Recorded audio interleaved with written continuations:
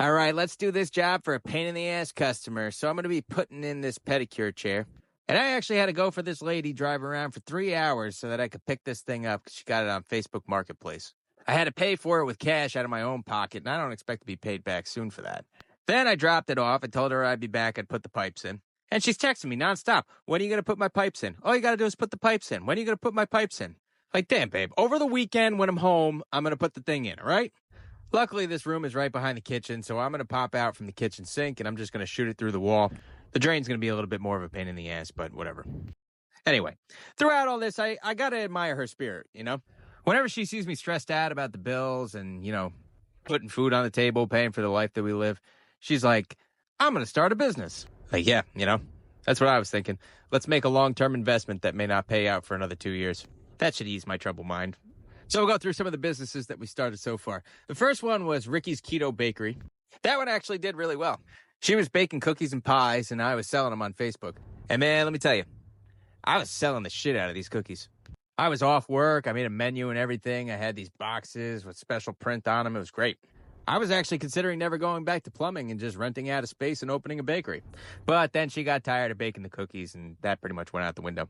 Next, she did tumblers. She saw some girl on a TikTok live making these hand-painted tumblers and telling everybody she was selling them for $50. I kind of knew what was going to happen with that already because I had never even heard of a tumbler before. I don't even know what a tumbler is. That one failed immediately.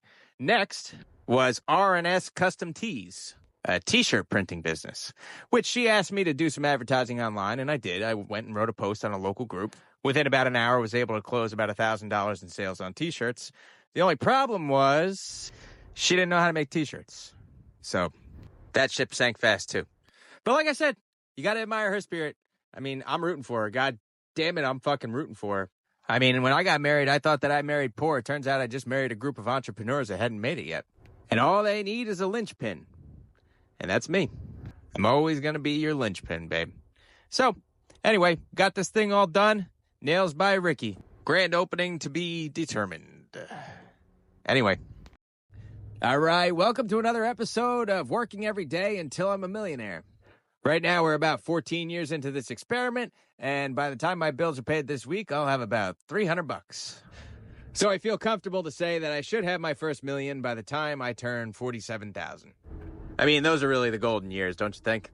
I mean, we work all our lives just to get that relaxing 10,000 years or so to play golf. At which point our bodies vaporize, descend into the Earth's core, where we live out the rest of our existence. It's all very chill and laid back. At least that's what my people do, my culture, Man, look how nice and clean that condenser coil cleaner gets that jacket. Anyway, this is your daily PSA to clean your condenser. It's that thing on the side of your house that in the middle of the night goes, and then it stays on, and it's like,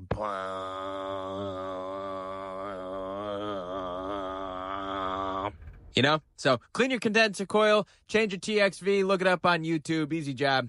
Anyway. A lot of people tell me that you can't use lead on PVC. And the fact of the matter is they're just 100% wrong about that. And it's not because lead has a low melting point and quickly cools as it disperses through the hub of the pipe. And it has nothing to do with any sort of code or regulation. What it really comes down to is what I call the first law. It's the first law of physics, it's the first law of business, and it's the first law of government. And anybody who doesn't follow this first law has never been successful in any of those things. Now, the first law is very simple. It's not really a law at all. Basically, it states that you can do anything that you want as long as you get away with it. Or in the wise words of my Venezuelan friend, if no problem, it's no problem. If it's problem, it's problem. I mean, it's the same guy who says he doesn't have internet on his phone, just YouTube. But that's besides the point. And maybe he's Peruvian. I don't know. But the point is that you could do whatever you want. And I think that lead makes a good joint. My customers always think it's cool. I think it's cool. Makes for a good social media video. And as long as nobody dies and brings me to court and wins, it's all good. Anyway. All right, it's another day in the life, and we're going to start off with some Nest thermostats. Very popular nowadays. So this one is already done and it's working, and I'm going to show you the way I did this one. I'm going to do it on the second one the same way. I got 4 wires, R, W, G, and Y, and no C. So I'm going to take my G off, and I'm going to use that as my C wire. Now, this could go one of 2 ways. It worked just fine on the unit downstairs. And being that I made the video and I already know what happens, you could probably guess that this one goes the second way. So here I am disconnecting the fan wire from the board. I'm going to take it off. I'm going to put it on the C terminal. And then you see inside of the thermostat, that's where I have it wired.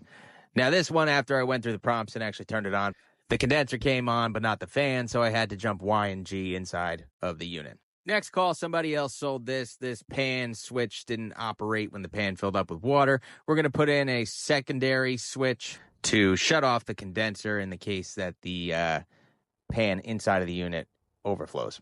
This is just a video of me sweating a lot over some very small wires. And look at that. Only a technician can really appreciate how I put those wire nuts. Next is a heating inspection. For some reason, some towns make you do this before you sell your house now. I just turn it on, run it, make sure it's not going to kill anybody. Next call is a Rinnai tankless water heater. It's not turning on. There's a fuse inside of here, and I had to find it. Sometimes they're in line with the wires. Sometimes they're on the board. This one, unfortunately, was inside the board. If it was in line with the wire, I would have just cut it, put some stake-ons, threw a 5-amp automotive fuse in there, and been done. But came to find that the controller plug was loose when I plugged it in with my little popper on there. It was working well. Probably a little arcing action going on. Pop that fuse. Part of me wishes I could just leave it like this, but unfortunately, I got to get a fuse for it. Which sucks because it's a weird size fuse. But then I remember there's a guy who's replacing a water heater in the next town over under warranty. So I called him and asked him if it was the same fuse in there, and he said, yeah, it was. So here's that interaction. Had I said anything about this the last time, this would not have worked out. You guys wouldn't be here. That. You wouldn't be here replacing it the same day. I need that fuse. It wasn't that. No, don't pop it from the glass. Relax.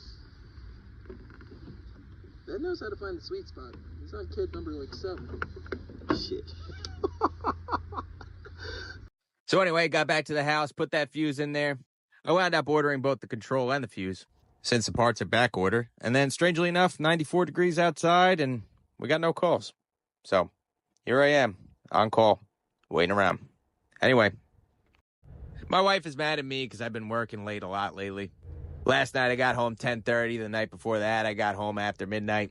And every time I work late, it reminds me of health class in high school. And it reminds me of all the projects that we used to do. So there was this one, it was a poster that we had to make about contraceptives. Posters, by the way, is the #1 way to educate children about sex. Trillions of dollars of research have shown that. And the school will not provide poster boards. So obviously I didn't do mine. But the idea of it was that everybody got a contraceptive. They had to do their poster. They had like the condoms, female condoms, birth control, diaphragms, all that stuff. And they had to do a presentation, explain how to use it. They had pictures and stuff. And then at the end, they had to say how effective it was, right? So like condoms, they're 99% effective. But, at least 1% of you already knew that.